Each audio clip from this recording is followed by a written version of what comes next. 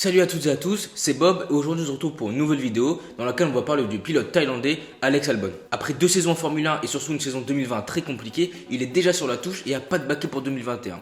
Pour 2021 justement, il est pilote de réserve pour Red Bull et AlphaTauri, du coup il sert au développement et il fait beaucoup de simulateurs. Mais on va pas se mentir, pour un jeune pilote de 25 ans, se retrouver déjà sans baquet après seulement 2 saisons en Formule 1, ça sent pas bon. Dans cette vidéo donc on va parler de la carrière d'Alex Albon, on va parler de sa situation actuelle entre simulateur pour la F1 et saison de DTM au volant d'une Ferrari. On va voir s'il a un avenir en Formule 1 ou alors si sa carrière en F1 est déjà terminée et si c'est le cas, ce qui peut l'attendre. Avant de passer à la vidéo, je vais vous demander de vous abonner, mais sinon on y va direct. C'est parti.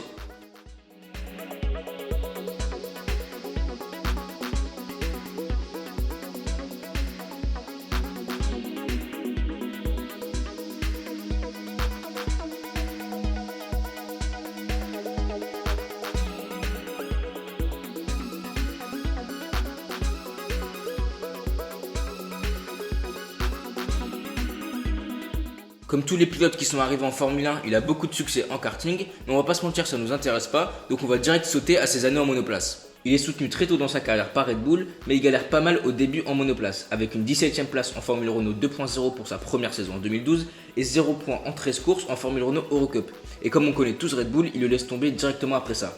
En 2013, il participe aussi à la Formule Renault Eurocup et à un autre championnat de Formule Renault. C'est quand même mieux avec une pole position en Eurocup, mais il termine 16ème du championnat. Championnat gagné par Pierre Gasly d'ailleurs, devant Esteban Ocon 3ème. Il a un meilleur tour et une pole position, donc c'est pas honteux. Mais si on regarde ses 46 premières courses en Formule Renault depuis ses débuts, il y a un seul podium. Donc pour l'instant, on voit clairement pas un futur pilote de Formule 1. En 2014, il joue du fait qu'il soit thaïlandais pour se faire soutenir par l'académie Lotus. Ça lui permet de continuer en Formule Renault Eurocup pour une 3ème saison consécutive. Et là, on commence enfin à voir quelque chose. Toujours pas de victoire, mais une pole position et 3 podiums en 14 courses. Ça lui donne la 3ème place au championnat, avec un plateau qui comprend entre autres Nick De Vries qui termine champion, Jack Aitken ou encore Antoine Hubert. A noter que dans la même saison, en parallèle de l'Eurocup, il signe sa première victoire en monoplace en Formule Renault NEC. Après 3 saisons en Eurocup, il monte à l'échelon supérieur, du coup le championnat européen de Formule 3, avec une grille qui comprend Charles Leclerc, Antonio Giovinazzi, George Russell ou encore Lance Stroll, mais il termine 7ème derrière tout ce beau monde. Toujours pas de victoire, mais il s'adapte très bien et performe. En 33 courses, c'est 5 podiums, 2 pole positions et un meilleur tour. Toujours pas exceptionnel, mais c'est très raisonnable. Pour l'instant, en 4 saisons dans les meilleurs échelons de monoplace face à de nombreux futurs pilotes de F1, il a une seule victoire, logiquement aucun titre. C'est pas honteux, mais on voit toujours pas le calibre d'un futur pilote de F1 quoi. En 2016, quand il monte en GP3, il sait qu'il doit performer rapidement au plus haut niveau, sinon il n'aura aucune chance d'aller loin s'il continue de nager dans la moyenne. Ce qui est sûr, c'est qu'il a très bien compris ça. Avec l'écurie Art Grand Prix, il se bat pour le titre avec son coéquipier Charles Leclerc. Il signe 4 victoires, 3 pole positions, autant de meilleurs tours et 7 podiums. Ça lui permet de terminer 2ème d'un championnat que je trouve pas ultra relevé, mais bon. Logiquement, il monte à l'échelon supérieur en 2017 dans le tout nouveau championnat de Formule 2, toujours avec Art Grand Prix, donc une écurie de haut de tableau. Si on veut définir sa saison, je trouve qu'un seul mot, c'est moyenne. Donc 10ème du championnat avec 2 podiums.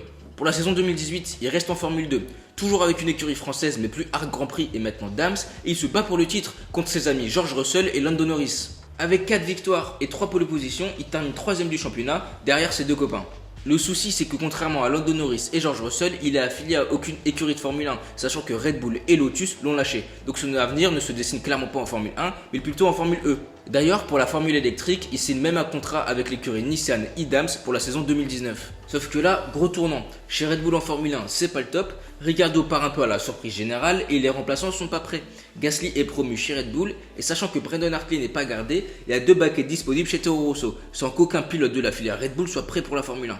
Red Bull rappelle un ancien pilote qu'ils avaient viré en Daniel Kvyat, mais aussi Alex Albon, un ancien pilote qu'ils avaient aussi viré. Donc sur un concours de circonstances et quelques malentendus, il chope un baquet en Formule 1 la dernière minute. Certes, ça aurait pas dû arriver, mais il a performé en GP3, en F2 au meilleur niveau. Et ok, il y a un peu de chance, je dirais que Red Bull en soi l'a rappelé comme ça, mais il s'est rendu disponible et a montré qu'il pouvait prendre la place, donc au bon endroit au bon moment. Bref, ce qui est sûr, c'est qu'il a un baquet en Formule 1 en 2019 chez Toro Rosso et le temps pour se développer, sachant qu'aucun jeune pilote Red Bull ne tape à la porte de la Formule 1. En tout cas, c'est ce qu'on pensait. Pour ses 12 premières courses, il est plutôt performant. Il fait à peu près jeu égal avec Fiat. Il y a quelques erreurs, mais c'est normal en tant que rookie. Et ça laisse présager du bon. En tout cas, on voit vraiment qu'il a du talent. Et on sait que Toro Rosso, c'est un bon environnement pour se développer. Sauf que, comme vous le savez sûrement, Red Bull, qui sont déçus par les performances de Gasly, inverse les 2 positions et les 2 pilotes et propulse Albon dans une voiture de haut de tableau, pouvant se battre pour des podiums et des victoires. Donc il est propulsé dans la top team après même pas une saison complète en Formule 1. Et pour moi, c'est un cadeau empoisonné. Red Bull du coup, sachant ce que valait Danick Kvyat, voulait tester Alex Albon pour la moitié saison 2019 afin de faire un choix clair pour le coéquipier de Max Verstappen en 2020. De leur côté, ça a du sens, mais c'était clairement trop tôt je trouve pour Alex Albon. Mais en vrai en 2019, dans la deuxième partie de saison, ça va. Il se montre performant, incisif, il fait des dépassements que Gasly ne faisait pas et termine souvent 5ème, 6ème, ce qui est très raisonnable. Donc qu'on soit chauvin ou pas, c'était logique de la part de Red Bull de le confirmer pour 2020. Le souci, et on va le voir, c'est qu'en 2019, ok, il terminait 4ème, 5ème, 6ème, mais il était toujours très loin de Verstappen. Et les dépassements qu'il faisait, c'était contre des monoplaces beaucoup moins rapides et beaucoup moins performantes. Et en 2019 aussi, la Red Bull était loin devant le reste du peloton. Donc quand on a 5 dixièmes de Verstappen en qualif, on commence P5, P6. Sauf qu'en 2020, la grille était beaucoup plus compacte. Donc quand on a 5 dixièmes de Verstappen en qualif, on se fait éliminer en Q2. Les McLaren, les Racing Point et les Renault étaient beaucoup plus performantes et se rapprochaient beaucoup plus de Red Bull. Et ils se retrouvaient souvent à se battre contre elles et à se faire battre. Donc ils faisaient beaucoup d'erreurs et on l'a senti vraiment fébrile, pas en confiance. En 2020, il signe quand même ses 2 premiers podiums en Formule 1, mais ça contraste vraiment avec la saison incroyable que Gasly a faite avec son AlphaTauri. Clairement, avec sa saison 2020, bon, je veux pas dire qu'il mérite pas un baquet en Formule 1 tout court, mais en tout cas, il mérite pas un baquet chez Red Bull. Et ça, ils l'ont bien compris. Il était juste pas assez performant. Bon, ok, il y a plein de facteurs. On sait que c'est une voiture compliquée à piloter et que Red Bull n'est pas du tout le meilleur environnement pour se développer. Mais il n'y a pas de pitié en Formule 1. Surtout chez Red Bull, tu performes pas, c'est dehors. On va voir si le prochain va performer mieux que toi. Il est remplacé par Sergio Pérez pour la saison 2021 et contrairement à Pierre Gasly en 2019, il n'a pas de seconde chance parce que Tsunoda est promu chez AlphaTauri. Je vais pas forcément revenir sur ce choix parce que pour moi c'était pas forcément le meilleur choix. Le meilleur choix ça aurait été de laisser Tsunoda une deuxième saison en Formule 2 et donner une seconde chance à Albon chez AlphaTauri. Mais voilà, leur choix il est cohérent aussi, c'est dur mais c'est la Formule 1 quoi. En 2021, comme j'ai dit tout à l'heure, il est pilote de réserve et de développement pour Red Bull et AlphaTauri. En gros, il est 3ème pilote et prêt à prendre un baquet si un pilote titulaire a un souci, mais il passe surtout énormément de temps en simulateur pour peaufiner les réglages. En gros, il fait vraiment le sale boulot quoi. En parallèle, en 2021, il va participer à la saison de DTM, toujours avec le soutien de Red Bull, au volant d'une Ferrari. Il gravite toujours autour du monde de la F1 et on peut logiquement se demander s'il a encore une chance de poursuivre une carrière en F1.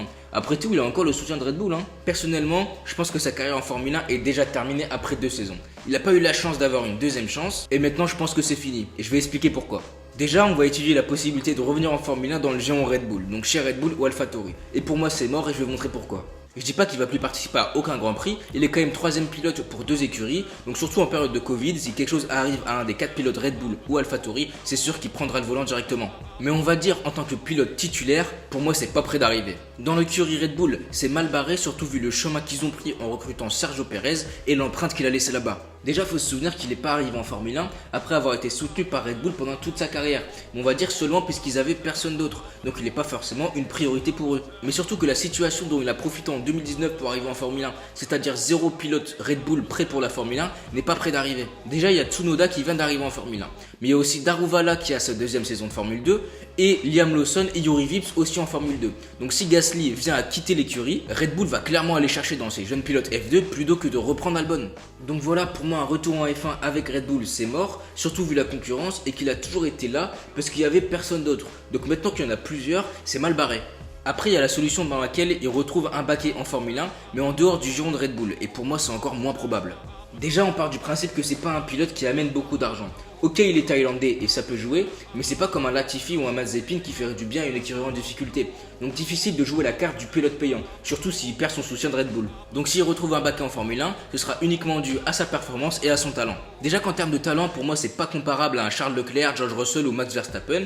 En termes de performance, il n'a pas forcément brillé par l'empreinte qu'il a laissée chez Red Bull. D'ailleurs, si c'était le cas, il y serait encore. Il a montré ses limites et je pense pas qu'il ait séduit beaucoup de personnes dans le paddock. Déjà qu'en ce moment en Formule 1, il y a beaucoup de pilotes qui gravitent autour du paddock et qui sont un peu sur la touche et qui peuvent être considérés comme meilleurs qu'Alex Albon, comme Hülkenberg par exemple. Mais surtout, presque chaque équipe a des jeunes pilotes en catégorie de jeunes qui attendent juste leur chance. Donc il y a très peu de chances qu'une écurie aille signer Alex Albon alors qu'elle a 2 ou 3 jeunes en F2 qui performent. Dans la mesure où les écuries peuvent avoir le choix entre un panel de pilotes et en plus leurs jeunes pilotes en catégorie de jeunes, il y a très peu de chances qu'ils aillent chercher Alex Albon. Et c'est ce que Red Bull aurait fait s'ils avaient des pilotes disponibles en 2019. Maintenant qu'on a montré que c'était quasi impossible de revoir Alex Albon en tant que pilote titulaire en Formule 1, on peut se demander ce qui peut l'attendre dans la suite de sa carrière. Comme on a vu tout à l'heure, il participe au championnat de DTM en 2021, qui utilise une réglementation GT3, et si ça marche bien, pourquoi pas envisager une carrière en GT? C'est très honorable, et des championnats comme le WEC ou les GT World Challenge sont très relevés. Beaucoup de pilotes qui trouvent pas leur place en monoplace se dirigent vers le GT,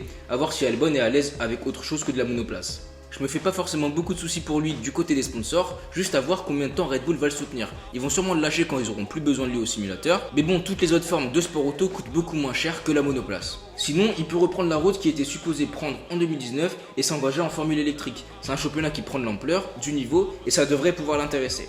C'est assez spécial, mais on voit des pilotes vraiment s'épanouir là-bas, donc pourquoi pas. S'il veut continuer sur de la monoplace, il y a toujours l'IndyCar, le championnat principal de monoplace aux États-Unis. On voit beaucoup de pilotes de F1 s'engager là-bas, comme récemment Romain Grosjean. Il y a l'opportunité de participer à l'Indy 500, ce qui n'est pas négligeable, et c'est probablement le plus gros championnat de monoplace après la Formule 1.